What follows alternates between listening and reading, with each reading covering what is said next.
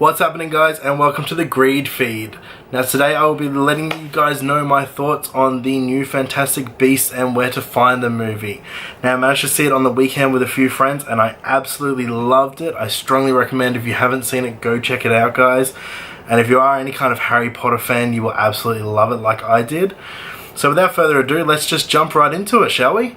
So Fantastic Beasts is set in the mid-1920s, where you follow the main character Newt Scamander, who is played superbly well by the charming Eddie Redmayne. You follow him throughout New York as he goes on his journey trying to locate a certain beast, and it is an absolute thrill throughout. Along the way he meets a variety of different characters who all add a little bit of contrast to his character. And the movie itself plays out with the same kind of wit and charm like you would expect from the magical universe that is Harry Potter, but in a slightly different kind of way. Like it's not a straight up Harry Potter film, and if you do go into it thinking that, you will be a little bit disappointed. But the movie itself, you've got to realize that it is a completely different franchise, and it has its own little kind of quirky feel, but it still plays out extremely smooth, and I do recommend going and seeing it, guys, when you can. So the movie takes you on a wonderful and mystical, magical journey as you are introduced to the numerous fantastic beasts, as they call them, throughout the movie. It's been cast extremely well. The only thing I can really say that I'm not really happy about the casting is Grindelwald being cast by Johnny Depp. I don't really think it's the best move. I'm not a huge Johnny Depp fan, so I might be a little bit biased towards that, but I just don't think he really fits the character as well as some other people would. That's the only real problem I have with the casting. Everything else was cast extremely well, and the movie itself does everything you would expect from a first movie in the franchise. So it slowly develops the characters through the appropriate setting, and it kind of just builds and builds and builds to a point where you're left really curious about what's going to happen further down the track. Like, it leaves a lot of unanswered questions, and it leaves you with that, leaving the cinema wanting to go see the next film, which is something that's very important in a franchise. Between that and the well-timed action scenes, Fantastic Beasts is really a great movie. For any Harry Potter fan, I strongly recommend that you go in and check it out. And that's pretty much where I'm going to leave this for the spoiler-free section, guys. I do give the movie about an 8 out of 10. Like I said, if you haven't seen it and you are watching this, go see Fantastic Beasts. It's well worth the time. And now for the spoiler section, guys. So if you haven't seen the movie, I do recommend clicking away now. There will be some slight spoilers in this. I just want to talk about a few little things that annoyed me a little bit with the movie. So if you haven't seen Fantastic Beasts, guys, just make sure to click away now, so I don't want to spoil anything for you guys. So, my only pet peeve about the whole movie is pretty much the main antagonist, or the bad guy, I guess you call it, Credence Barebone.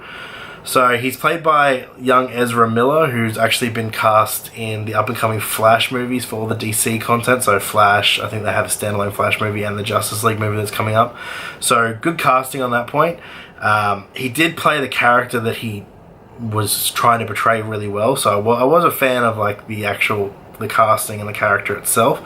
I just didn't really understand how ridiculously predictable it was that he was the main antagonist. I mean, there's even a scene where he's kind of provoked by one of the sons of the editor of the magazine. I forget what their name is, but and he's a senator. And then maybe 2 scenes later, the black dark smoke that everyone's all worried about actually goes and murders him. And I mean, we now know that black smoke was Credence, and it's called an obscurial, which is pretty much when, you know, a young magical person is forced to suppress their magic and it turns dark inside them and then kind of erupts out. But it was something that for me was really predictable. Once you see the No-Maj guy, who we now know is what they call Muggles in Harry Potter. The US just have a different name for it, which I thought was kind of cool. There's a little interaction between one of the Goldstein sisters and Newt about the fact that, oh, we call them Muggles. So I thought that was kind of a little humorous play on the differences between the US and the UK. But what really frustrated me about that whole thing was that I don't quite understand the whole point of the obscurial. Now, from what little was explained in the film, we were told that an obscurial can only be kind of created inside a child. And I think they said something about between the ages of 8 and 10 is usually like the age. Now, Credence was, if anything, I mean, they didn't actually say his official age, but was a young adult. And the only real explanation they give in the film about the fact that he still is an obscurial and he hasn't died is that he was too powerful. Which to me is a bit of a fucking cop-out, to be honest. I don't really understand how that explains it, and it leaves me with 1,000 questions as to what this obscurial is, why he was able to still be an obscurial at that age. And it's questions that'll never be answered because, as you know, if you've seen the film, Credence is killed at the end of the movie. And to me, it kind of just seemed like a cheap way to finish the movie with like a big bang, a big action scene. But it leaves a lot of unanswered questions, guys, and it was something that really annoyed me about the film. But let me know down in the comments, guys, your whole thoughts on the whole obscurial thing. I'd really like to know your feedback. But also, I do recommend you go see this movie. It does flow perfectly from start to finish. It may drag on just a little bit. If you're not a big Harry Potter fan, you may kind of think that it does drag a little bit. But in all honesty, if you are a Harry Potter fan like myself, I'm super excited to see what they do with the next installment.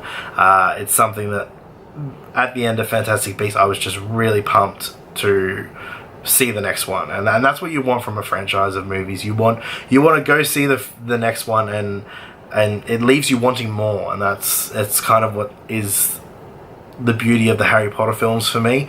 Every Harry Potter film I saw, I wanted to see the next one. I'd already read the books, but it made me want to go back and see the next one, which is what you want in a franchise. And I think they did that really, really well, and I'm really excited for the next few films.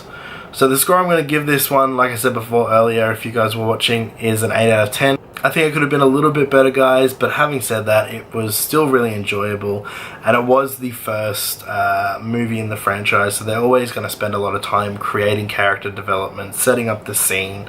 But yeah, overall it was a really, really good movie, and I do strongly recommend you guys go check it out. As always, guys, be sure to smash that thumbs up button if you like this video. I really appreciate any support you guys can give me here on the channel. If you are new here and you did enjoy this video and all things Geek and Gamer, make sure you hit that subscribe button for more content, and let me know what you thought about the movie, guys. Just hit it down in the comments below.